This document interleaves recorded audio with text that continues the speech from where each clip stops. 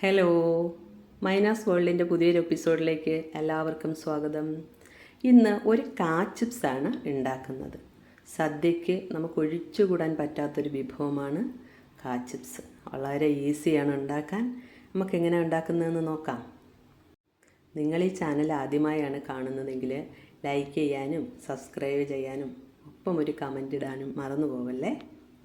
ഈ ചിപ്സിൽ നമ്മൾ യാതൊരു കളറോ ഒന്നും ചേർക്കുന്നില്ല. ദേ ഒരു നാടൻ കുലയാണ് ഇന്ന് എടുത്തിട്ടുള്ളത്. നിങ്ങൾക്ക് ഏത് ഏത്തക്കായും ഉപയോഗിക്കാം.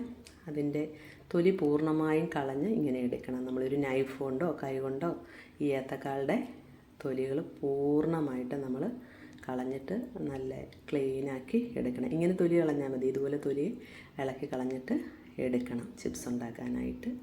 ഞാനിവിടെ 1 കിലോ ഏത്തക്കായാണ് ചിപ്സിനായിട്ട് എടുത്തിട്ടുള്ളത്. ദേ ഇങ്ങനെ ക്ലീനാക്കി എടുത്തിട്ടുണ്ട്.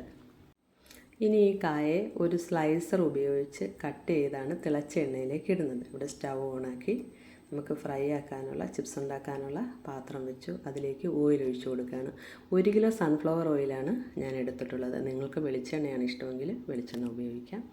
ഞാനിപ്പം 1 കിലോ ഏത്തക്കായാണ് എടുത്തിട്ടുള്ളത്. അതിന് 1 കിലോ സൺഫ്ലവർ ഓയിലും എടുത്തിട്ടുണ്ട് ഫ്രൈ ആക്കി എടുക്കാനായിട്ട്. എണ്ണ തിളച്ച് വരുമ്പോൾ നമ്മൾ അതിനകത്തേക്ക് ഇങ്ങനെ സ്ലൈസാക്കി ഏത്തക്കായ ഇട്ട് കൊടുക്കണം. ഏത്തക്കായ ഇട്ട് കൊടുത്തു കഴിഞ്ഞാൽ ഒരു 20 മിനിറ്റ്സ് മതി നമുക്ക് ചിപ്സ് റെഡി ആവാനായിട്ട്. മൊത്തം നമുക്ക് അത്രയും സമയം മതി. ഓവർ ഫ്ലെയിമിൽ സ്റ്റൗ വയ്ക്കരുത്, ഇത് കരിഞ്ഞു പോവും. ഒരു മീഡിയം ഫ്ലെയിമിൽ വെക്കണം. ഇത് ഏത്തക്കായെല്ലാം എണ്ണയിൽ കിടന്ന് ഇങ്ങനെ റെഡിയായി വരുന്നുണ്ട്. ഇതിനകത്ത് നമ്മൾ യാതൊരു കളറും ഒന്നും ചേർക്കുന്നില്ല. ഇതിൻ്റെ തനതായ കളറ് തന്നെയാണ്. ചിപ്സ് എല്ലാം ഫ്രൈ ആയി വന്നു കഴിഞ്ഞാൽ നമ്മളതിലേക്ക് ഉപ്പ് ഒഴിച്ചു കൊടുക്കും. ഉപ്പ് നീരായിട്ടാണ് ഒഴിച്ചു കൊടുക്കുന്നത്.